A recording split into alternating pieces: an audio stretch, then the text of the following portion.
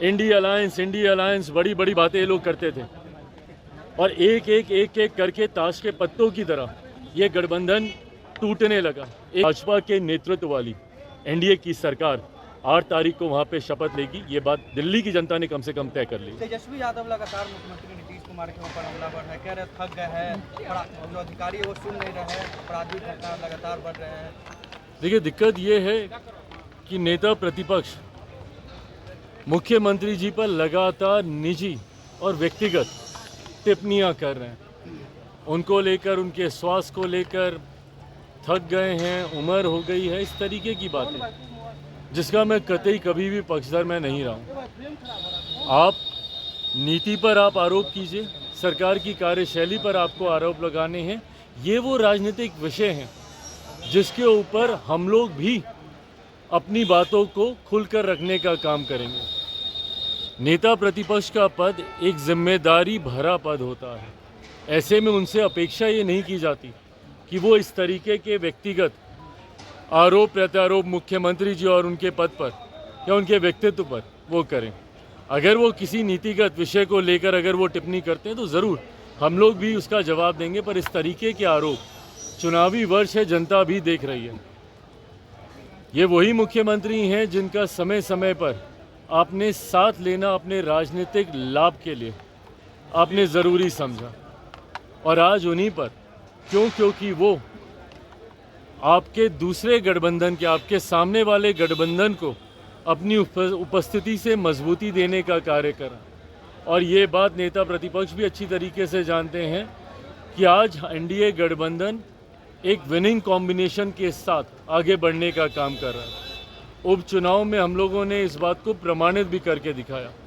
उपचुनाव में जहां एनडीए के तमाम प्रत्याशियों का 100% स्ट्राइक रेट रहा, इस बात की घबराहट यकीनन विपक्ष में है। अब कितने महीने रह गए हैं, दिल्ली में अभी चुनाव समाप्त हो जाएगा 10 दिन के भीतर। उसके बाद पूरा ध्यान सबका केंद्रित रहेगा बिहार के चुनाव को लेकर। और बिहार के चुनाव में जिस गठबंधन के साथ एनडीए आगे बढ़ रहा है, 5 दल का गठबंधन, ये एक तरफा हमारे गठबंधन को जीत दिलाने के लिए एक मजबूत कॉम्बिनेशन है। मैं मानता हूँ इस कॉम्बिनेशन के साथ हम लोग 2025 विधानसभा चुनाव में 225 से ज़्यादा सीटें जीतकर एक ऐतिहासिक जीत एनडीए दर्ज कराएगा। और जिस कोऑर्डिनेशन के साथ हम लोग आगे बढ़ रहे हैं, ये आप सबके संज्ञान में है कि तमाम दलों के प्रदेश अध्यक्ष एक कर अलग अलग जिलों में कार्यकर्ता सम्मेलन ऑर्गेनाइज करने का काम कर रहे हैं। हमारे प्रदेश अध्यक्ष राजू तिवारी जी यहाँ पर मौजूद हैं। भाजपा के हों, जदयू के हों, कुशवाहा जी की पार्टी के हों, मांझी जी की पार्टी के हों, तमाम प्रदेश अध्यक्ष एक साथ अपने कार्यक्रम अलग अलग जिले में करने का कार्य कर रहे हैं। इसका लक्ष्य यही है कि ये गठबंधन को हम लोग बूथ स्तर तक लेकर जाएं, और इसका हम लोगों को रिजल्ट भी देखने को मिल रहा है। ये गठबंधन ना सिर्फ प्रदेश स्तर पर, ना सिर्फ नेताओं के स्तर पर एक नई मजबूती के साथ आगे बढ़ रहा है, बल्कि जिला में भी आप देखिएगा जिस तरीके से बैठकें हो रही हैं, दही चूड़ा के बाद इस कार्यक्रम की शुरुआत की गई, ये अपने में दर्शा रहा है कि बूथ लेवल तक हम लोगों का गठबंधन मजबूती से आगे बढ़ रहा है और एक ऐतिहासिक जीत की ओर हम लोग अग्रसर हो रहे हैं। दिल्ली में क्या होने वाले हैं, क्योंकि अरविंद केजरीवाल के ऊपर अब राहुल गांधी ने बयान देना शुरू कर दिया है। अब बताइए, ये है इन लोगों का गठबंधन। बिहार से ही शुरू किया था इन लोगों ने। इंडी अलायंस बड़ी बड़ी बातें ये लोग करते थे और एक करके ताश के पत्तों की तरह ये गठबंधन टूटने लगा, एक करके तमाम घटक दल, क्योंकि ये महत्वाकांक्षी नेताओं का ये गठबंधन है। यहाँ पर हर नेता इस गठबंधन का एक दूसरे के सर पर पांव रखकर आगे निकलने का प्रयास करता है।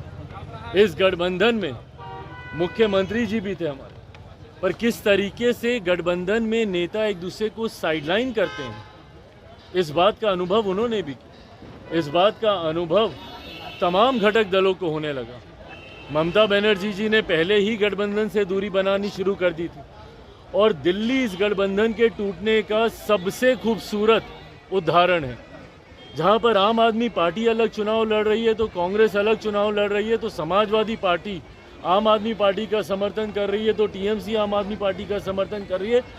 दो गुटों में बटा हुआ ये गठबंधन दिल्ली में दिखाई दे रहा है, जहाँ पे कांग्रेस का कौन समर्थन कर रहा है भगवान जाने, पर कुछ दल ज़रूर आम आदमी पार्टी का समर्थन कर रहे। ऐसे में जब इस गठबंधन में इतनी दरारें अभी से देखने को मिल रही हैं, आने वाले दिनों में आप देखिएगा, और ये उदाहरण के साथ अब प्रमाणित भी हो रहा है, जिन जिन राज्यों में 2024 लोकसभा चुनाव के बाद इंडी अलायंस और उनके दलों के बीच एक उत्साह का माहौल था कि अब हम लोगों की वापसी होगी, अब विपक्ष हावी होगा और धीरे धीरे मोदी सरकार कमज़ोर होती जा रही है।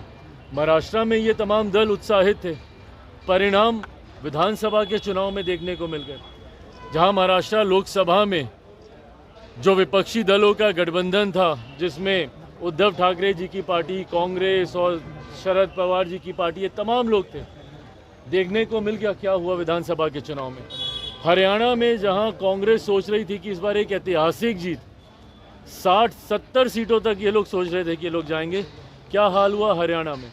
इसी तरीके से दिल्ली में भी आप देखिएगा 10 साल की जो एंटी इनकम्बेंसी है आम आदमी पार्टी की, और जिस तरीके से झूठे वादे करने का एक अप्रत्याशित रिकॉर्ड पूर्व मुख्यमंत्री केजरीवाल जी ने वहाँ पे स्थापित करने का कार्य किया, जिसको खुद वो खुले मंच पर आज की तारीख में स्वीकारते हैं।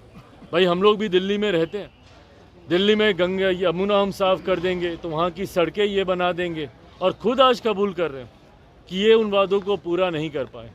आज की तारीख में दिल्ली के लोग पूरी तरीके से, हम लोग भी धीरे धीरे कैंपेनिंग हम लोगों ने शुरू की है, और जो जनता का जो फीडबैक मिल रहा है, ये बात तय है कि आम आदमी पार्टी की सरकार दिल्ली से जा रही है। भाजपा के नेतृत्व वाली एनडीए की सरकार 8 तारीख को वहाँ पे शपथ लेगी। ये बात दिल्ली की जनता ने कम से कम तय कर ली।